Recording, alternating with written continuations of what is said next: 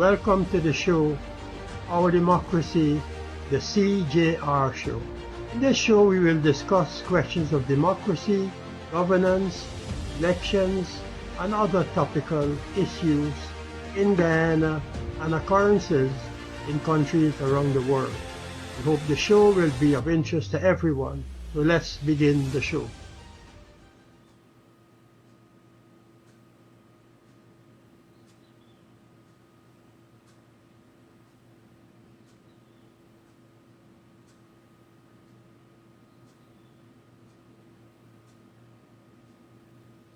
Welcome to another edition of the CJR Show, Our Democracy. Today is Wednesday, March 26, 2025, and I have two hot topics I wish to share with you today.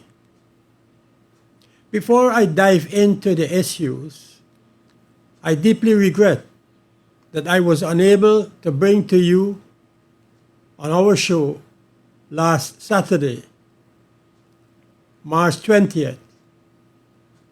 This was because of commitments I had in the interior of our country, from where podcasts at this time are impossible.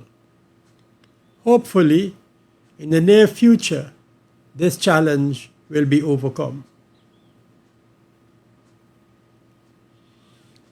This March 2025 marked the 28th anniversary of the life and legacy of CHEDDIE JAGAN, who, as we all know, is the founder leader, along with others, of the People's Progressive Party, and the last president who died while serving his country.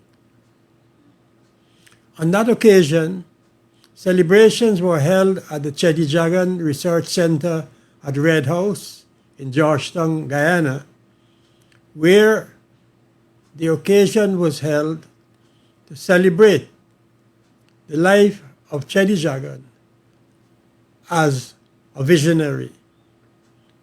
Later, the annual CHEDDIE JAGAN Lecture Series was convened at the same Red House in Kingston. The discussion at that activity was on the topic JAGAN as a visionary. Later, annual CHEDDIE JAGAN Lecture Series was convened. The annual pilgrimage by thousands of party supporters and party leaders to the burial site of Dr. JAGAN is at Babujan in Berbice. The annual pilgrimage that pilgrimage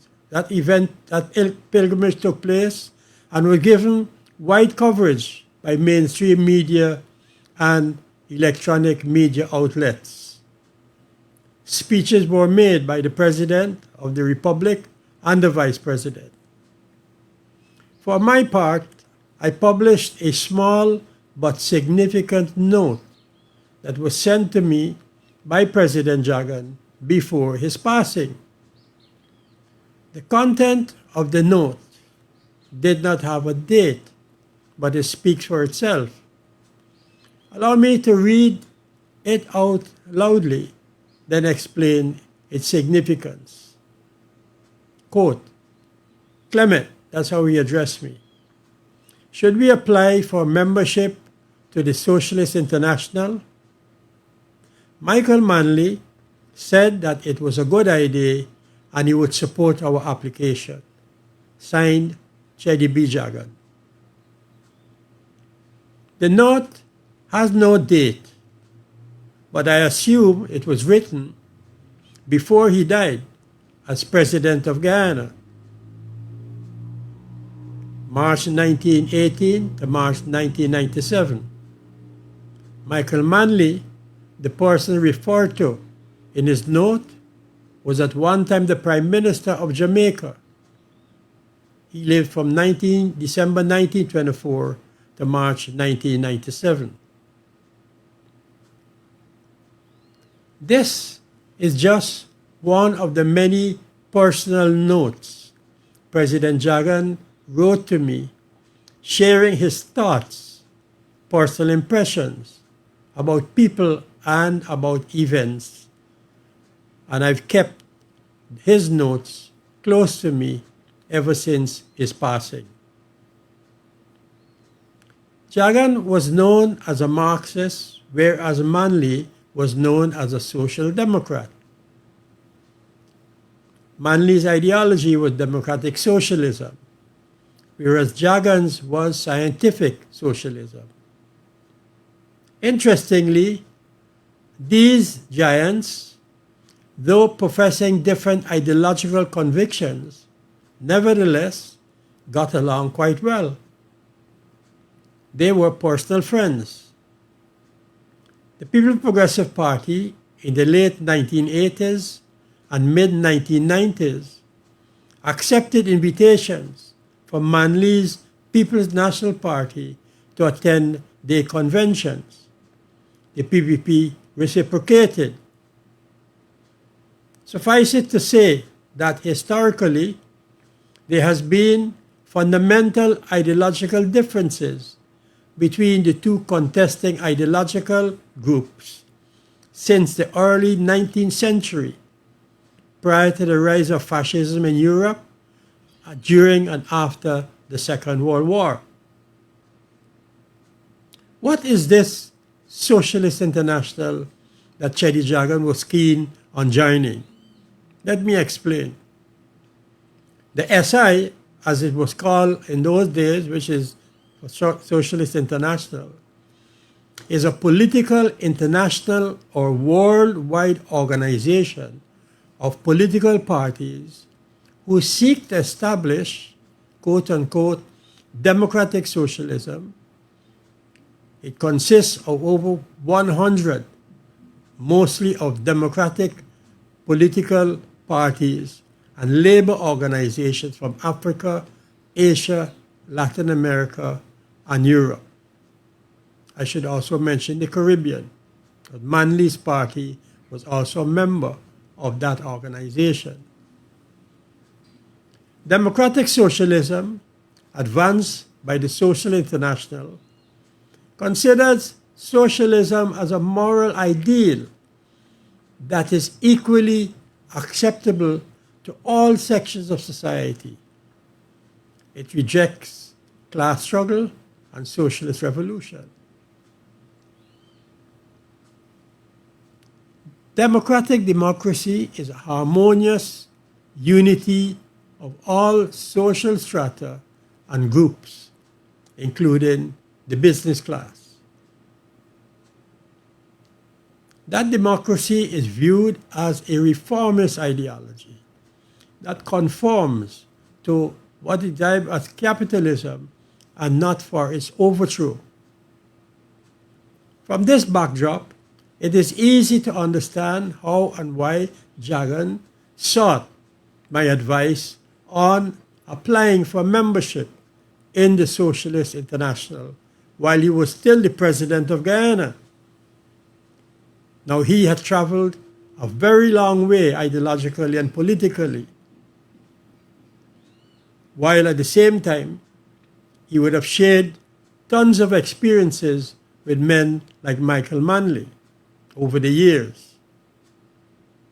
Now, my advice to the president at the time when he handed me this paper or this note was to seek the views of the party's executive committee and the central committee, and if possible, the next party congress, which was scheduled to be held sometime in 2001. But by 1997, President JAGAN had died, and the matter never surfaced again. But let me emphasize, the subject remains a legitimate question for consideration in these troubling times globally, and more so considering the stage and the extent of the changes that are occurring in the political and ideological landscape of Guyana at this point in time. Food for thought. Now we move to the next subject.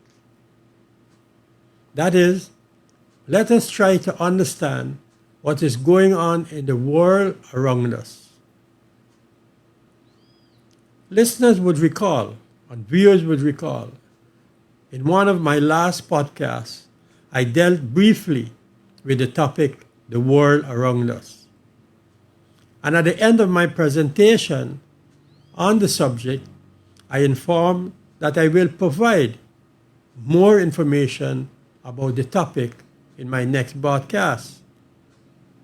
I had further advised that what comes next is almost impossible to predict with certainty, but that it is becoming less and less obvious that the shifts envisaged globally will be shaped exclusively by United States foreign policy.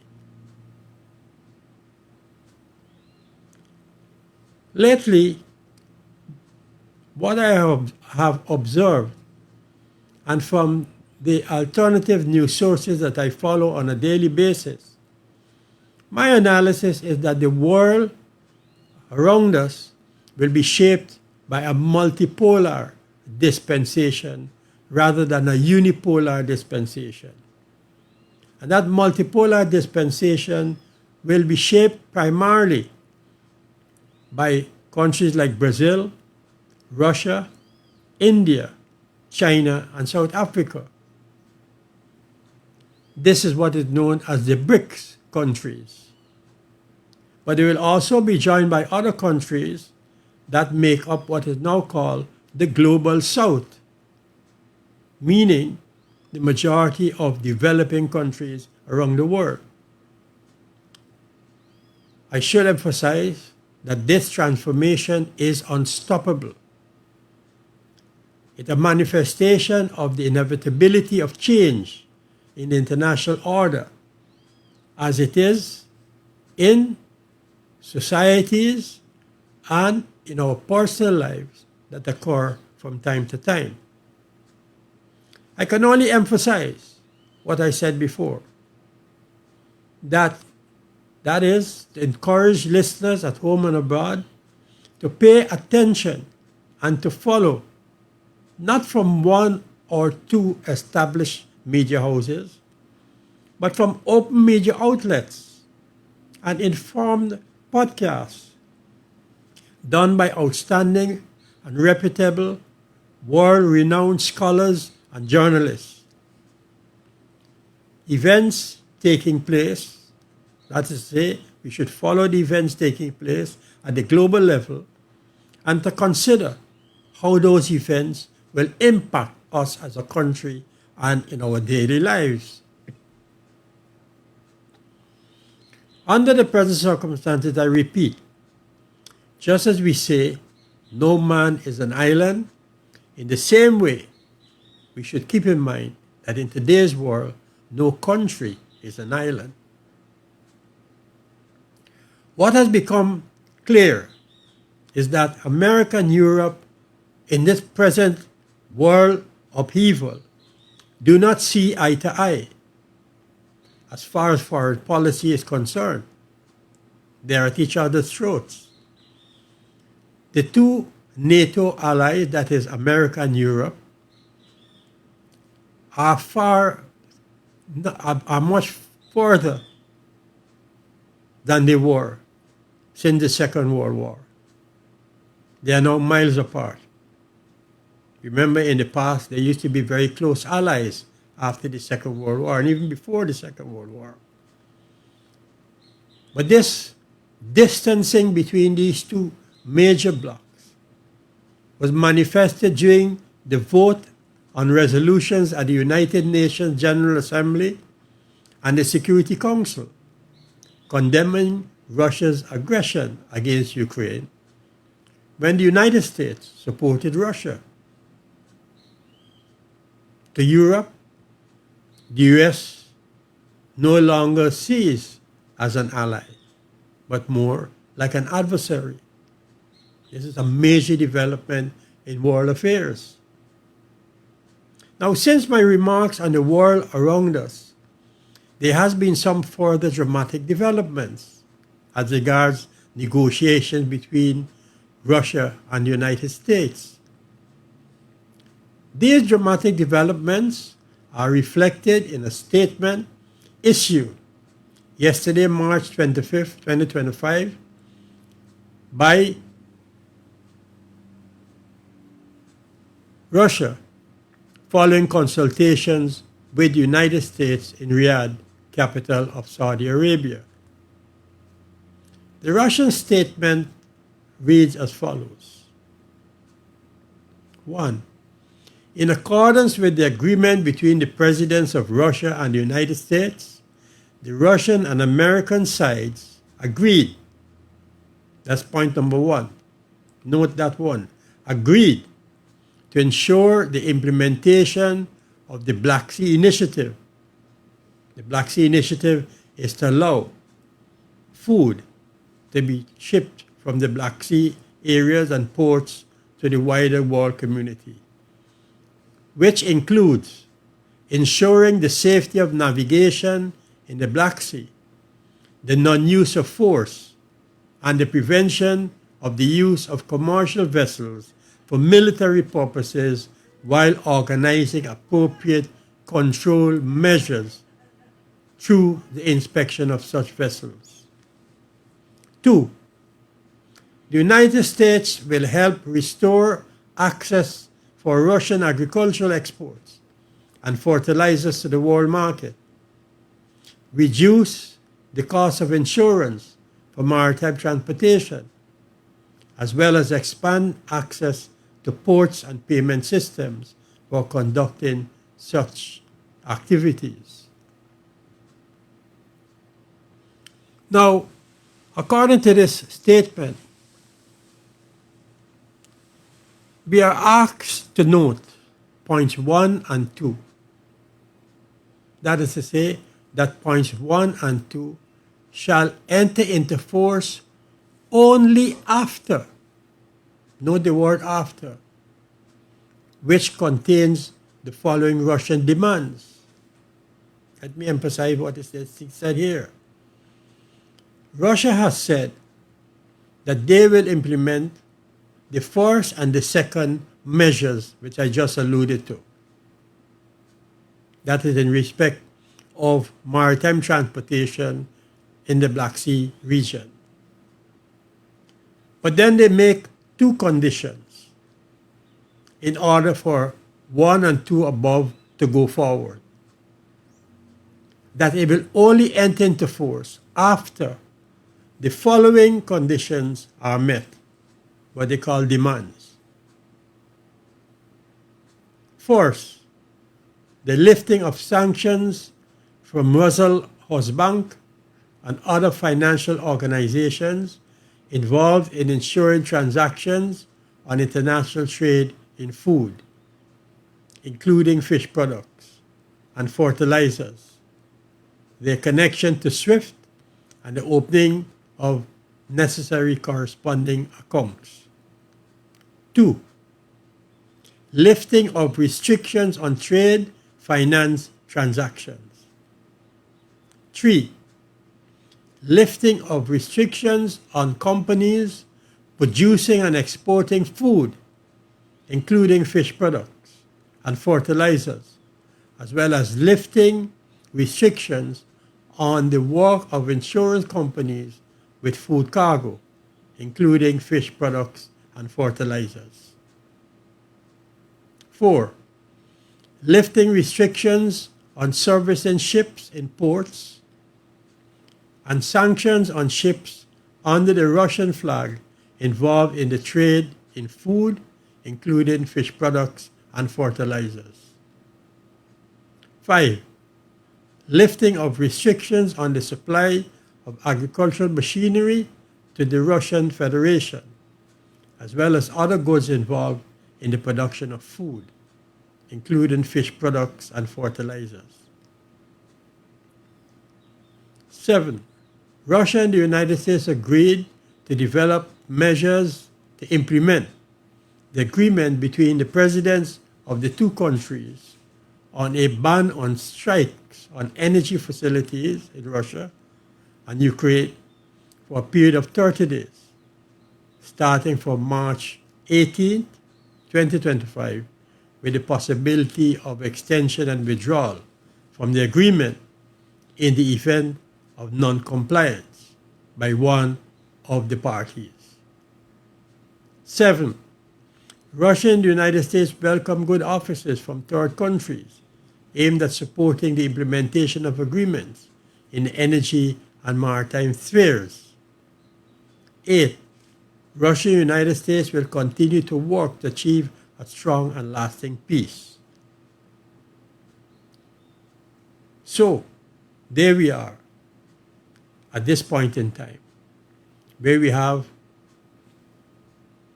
two concessions that the Russians are likely to make, but only if these 8 conditions are met by those who wish to see peace in Ukraine. So that's where we are at this point in time. I want to encourage you to stay tuned and to pay close attention to what is happening. These are interesting developments at home and abroad, and I encourage you to follow them as closely as you can. First, we dealt with significant developments with respect to the 20th anniversary of the life and legacy of CHEDDIE JAGAN and what he left behind for those of us who think critically to ponder. The second issue we dealt with, even more interestingly, were developments in the world around us and way in which they could impact us as Guyanese. Thank you for watching. If you like the show, I invite you to hit the share, like, and subscribe buttons. See you again at the next show on Saturday, March 29, 2025. Thank you.